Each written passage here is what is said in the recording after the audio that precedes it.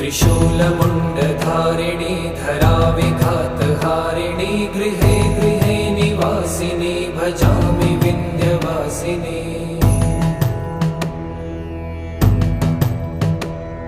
दरिद्रदुःखहारिणी सदा विभूतिकारिणी वियोगशोकहारिणी भजामि विन्ध्यवासिनी।